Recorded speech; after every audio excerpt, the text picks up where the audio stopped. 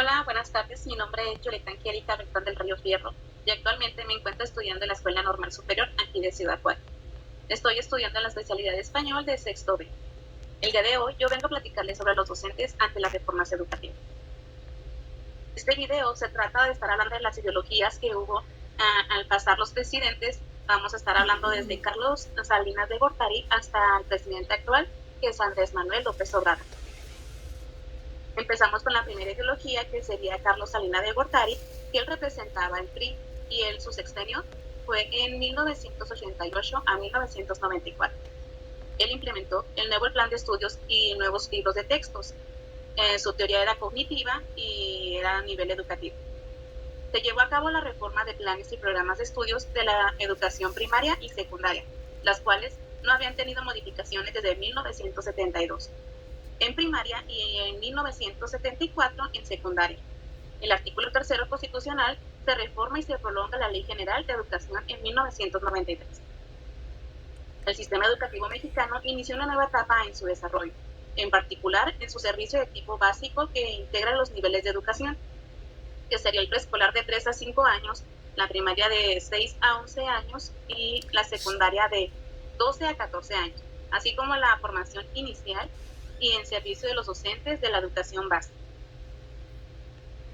Seguimos con la siguiente ideología, que era con el presidente Vicente Fox, que él representaba el PAN. Su sexenio fue del 2000 al 2006. Él representaba el Programa Nacional de Educación en el 2001. Se inicia el programa de Escuela de Calidad, que sería el PEC. Su teoría era constructivista y social cultural. Durante la administración, el presidente Vicente Fox se ha considerado como prioritaria la inversión en educación y muchos de los esfuerzos están dirigidos a establecer las condiciones para canalizar mayores recursos por alumno a la población con desventaja. Por esta razón, se puso en marcha el Programa Nacional de Educación 2001-2006, basado en los 3 puntos fundamentales desde que se comenzaron a pensar las siguientes estrategias que habrían de seguirse en este gobierno. Tenemos la primera, que es la aplicación del sistema educativo privilegiando la equidad. El segundo, que es proporcionar la educación de buena calidad para atender las necesidades de todos los mexicanos. Y por último tenemos impulsar el federalismo educativo y la gestión institucional, la integración y la participación social de la educación. La siguiente ideología se la lleva el presidente Felipe Calderón, que él representaba el PAN. Su sexenio fue del 2006 al 2012.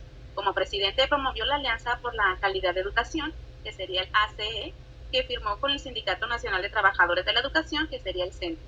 Su intención fue asegurar que la organización magisterial no se pusiera a las reformas, pero a cambio tuvo que pagar un alto precio, ceder la subsecretaría de Educación Básica a Fernando González, yerno de la presidenta vitalicia del CENTE, que sería Elba Ester Gordillo. El siguiente sería la ideología de Enrique Peña Nieto, que él representaba el PRI. Su sexenio fue del 2012 al 2018. El regreso del PRI al gobierno se tradujo en materia educativa y en el desarrollo de un nuevo modelo educativo que se presentó en el 2017. La educativa del sexenio se concentró en la evaluación docente. En la primera mitad del sexenio, Enrique Peña Nieto, la reforma educativa se concentró en la evaluación docente, como ya lo había mencionado. Como primer paso, el cambio normativo que la facultaría eran las reformas del 2012, 213, el régimen constitucional y legal de la materia educativa. Inmediatamente después, el diseño y la puesta en práctica de los ámbitos, procesos, mecanismos e instrumentos para regular el ingreso, promoción y permanencia de los docentes. El artículo 3 estaba obligado a prestar servicios educativos de calidad que garanticen al máximo el logro de aprendizaje de sus educandos para que toda la población pueda cursar educación preescolar, primaria, secundaria y la media superior.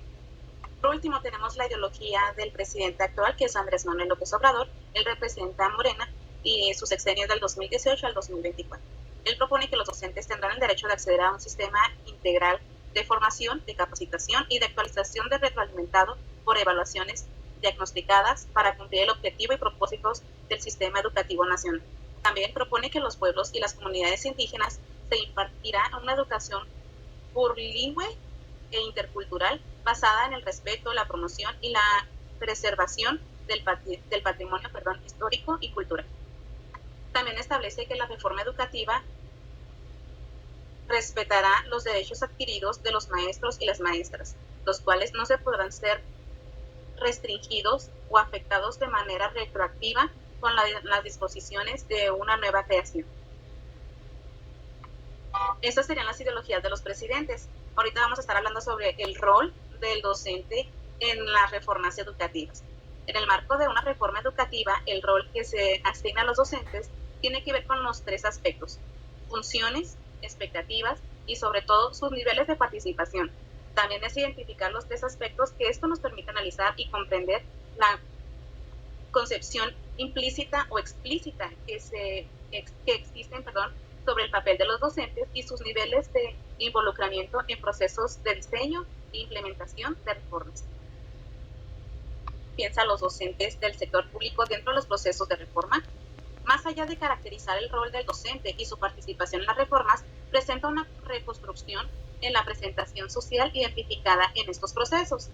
El recuadro siguiente muestra estas representaciones sociales y las características que la autora reconstruyó, que fue Torres.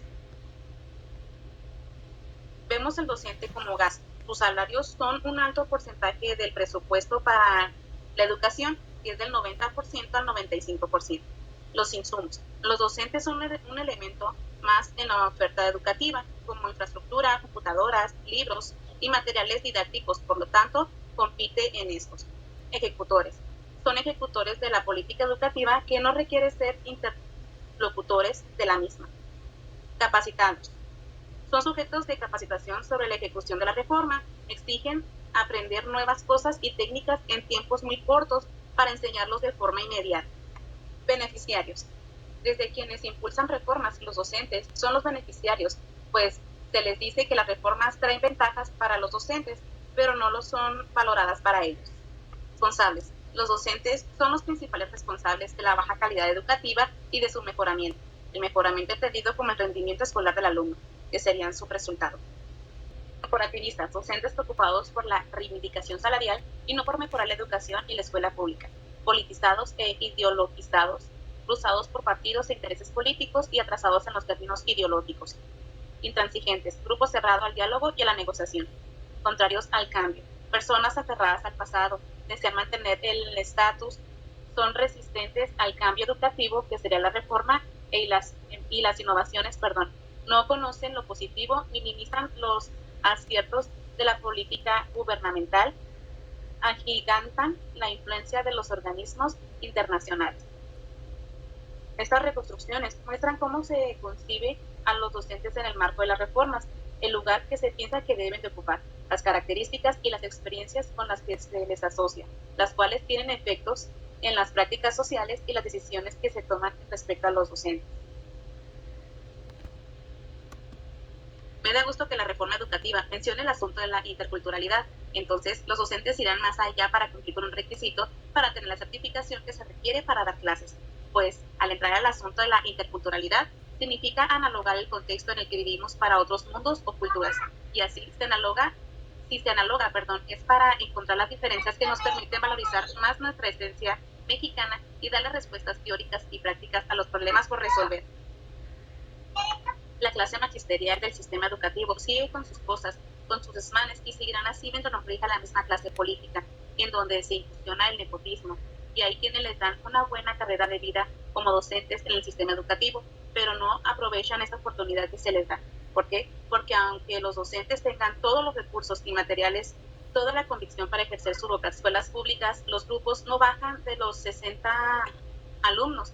Ya se sabe que no inversión, sino que, como siempre, en la clase política está mal administrada la inversión. Ya para cerrar con el video, vamos a recapitular lo que estuvimos viendo en estos minutos. Recuerden que vimos las ideologías de los presidentes, desde Carlos Salinas de Gortari hasta el presidente actual, que sería Andrés Manuel López Obrador. También hablamos un poquito de lo que sería el rol docente ante la reforma educativa. Eso sería todo por mi parte. Espero que tengan una bonita tarde. Hasta luego.